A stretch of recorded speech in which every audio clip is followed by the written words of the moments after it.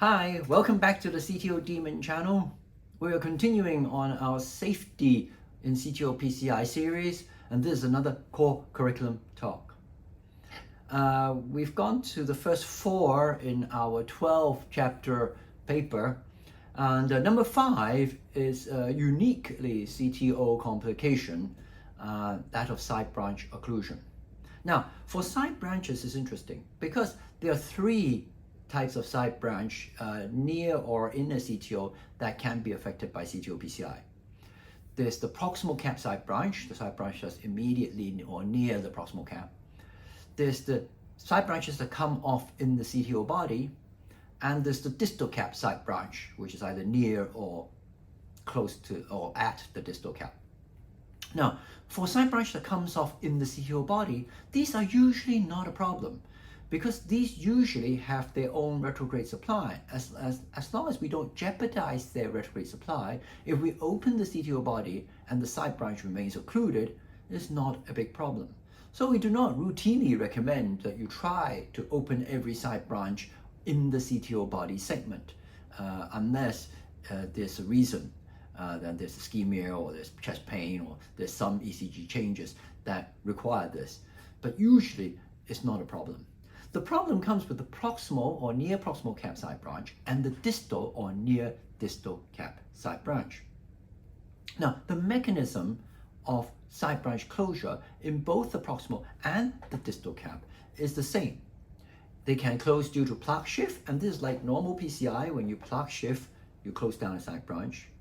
They can be due to subintimal shift, which is shifting the subintimal space across, or worse still, if your wire has actually shortcutted the side branch, either on the proximal or the distal cap, then you can have a complete new carina that shifts across and occludes the side branch.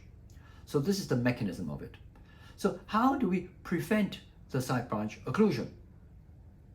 Well, we have to think about proximal side branch first of all. In the proximal side branch, usually we occlude the side branch if we come retrograde and we try to wire single wire retrograde across.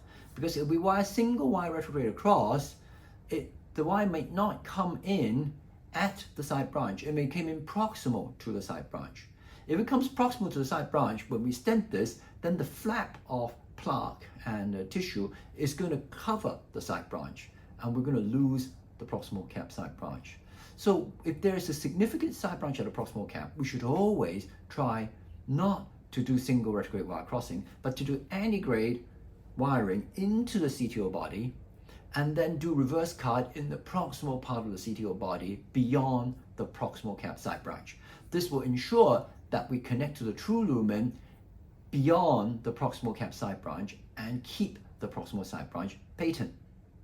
Now, of course, in the ideal world, what you should do then is when you're going retrograde and you get near to the side branch near the proximal cap, you don't push the retrograde wire anymore. Instead, you put an antigrade wire, and using the retrograde wire as a marker to puncture towards the retrograde wire, and then you should do ballooning into the CTO body, and then do a reverse cut in the proximal half of the CTO body beyond the proximal cap side branch. That's the way to ensure it's advised. Now, is there no situation where you can do retrograde single wire crossing where there's a big side branch in the proximal cap? Well, no, I guess if the CTO is very short and it's very promising that you can get a single retrograde wire across, and you put an IVUS to check your retrograde wire crossing hasn't shortcut the side branch, I think that's acceptable. Not everybody will agree with this, but for me, I think that's acceptable alternative. So that's the way to preserve proximal side branch occlusion, is to do reverse cut in the occluded segment. Okay, so what about the distal cap? Well, in the distal cap, again, the global CTO crossing algorithm suggests that the best way to prevent distal cap side branch loss is to use retrograde. Because if we come retrograde, we're going to puncture into the distal cap beyond the side branch. Okay, so that's just like the proximal. It's the best way to maintain the side branch patency. Now, we can do all this and we can try and we stent, but there's still times where the side branch is lost or going to be lost. So in order to prevent the side branch loss, when we've cannulated the CTO, we should always try to wire the side branch. The best way to do this is to use the dual lumen catheter. So usually we're talking about retrograde cases now because proximal side branch doesn't get into trouble unless you go retrograde. And we said distal side branch, you should do retrograde. So we're in the retrograde arena now. So we've done retrograde, we've externalized the wire. So usually we balloon it.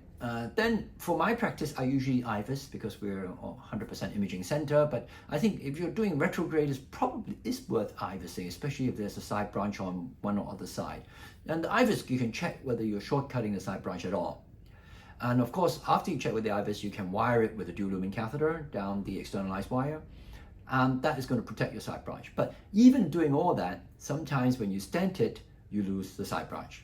Now, the advantage of having a pre-IVUS is you know how difficult it is to get that side branch back. Because if the pre-IVUS show that you have not shortcutted either of the side branches, then probably you can wire it like normal bifurcation because it's going to be a plaque shift problem. However, if you have shortcutted either the proximal or distal cap, then you have a little layer of tissue that's compressed by stent on top of the os. And usually this means using a dual lumen catheter again and a high penetration force wire such as a Conquest 12 to repuncture, because you need to puncture through plaque and the subintimal shift to the carina shift to be able to puncture in to the side branch. So what if you've done all that and you still can't get the side branch? So you've used a dual lumen catheter, used a high penetration force wire, but you still cannot maintain, usually it's the distal cap side branch. Well, there are several last resorts. The last resort, of course, is you can use IVUS to check again where you are and use IVUS to assist you. Of course, you can do retrograde. So if you have a retrograde channel that goes to the other side, for example, your AV groove that connects to the PLV, then you can use retrograde and puncture retrograde back out and then use the retrograde to recanalize it. Usually, if you do this, you're going to need two-stent strategy for that bifurcation. Another alternative is, of course, you can go down the side branch and knuckle down subintimal and then do a re-entry, ADR. It's quite clumsy because you need to get the stingray across the stent struts. It's not always easy. As a final bailout technique, you can knuckle a wire down and star the side branch. At least there'll be flow down the side branch. It's better than losing the side branch. So that's another approach you can do. So that's kind of a very specifically CTO topic, the proximal and distal side branch issue in retrograde CTO PCI really. And I think it's helpful to think about this. Always, I think when I began doing retrograde many years ago, I lost a lot of these side branches and we kind of say, oh, we gained one branch, we are victorious and it's good, but it's not good because the patient then has several days of chest pain on the ward sometimes and it's not good for them and they have an enzyme leak. So if we can do this better, it is better to do this. So the two main points really is if you have proximal cap side branch, try to puncture in through the proximal cap to do reverse cut in the distal to that branch. And if you have distal side branch, try to go retrograde. That's going to be the two ways to preserve the proximal and distal cap side branches. So good luck preserving your proximal and distal cap side branches and good luck in your CTO PCI. If you like the content, please subscribe to the channel and you can see the other safety videos coming up next. So see you next time. Bye-bye.